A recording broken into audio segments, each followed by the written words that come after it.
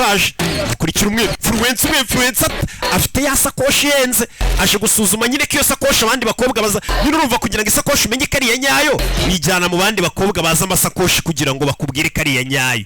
So there's rules about this world. Iyi si yacu y'influencer rero igira amategeko ugomba kubanza kumva. Entry level influencer. Hari urwego rw'abinfluencer. Hari ubona abinfluencer ngo bahuye babicaye mu byiciro.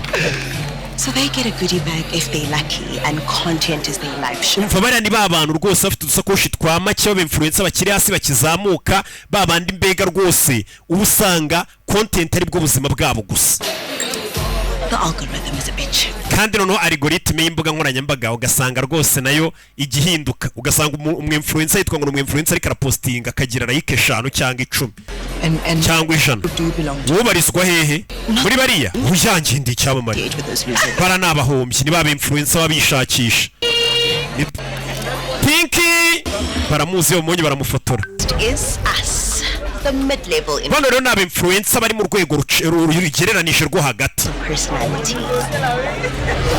and we also killing it on TikTok babandi bo kuri TikTok mbega birirwa babyina bigaragaza bihindukiza basubiramo utuntu tugezweho is close to the millionaires no ngwino ngujyane muri section y'abantu b'ingagari Pinky yahuye n'abamuzi section well what's the millionaires none se bari abitwa ngo ni muri section y'abantu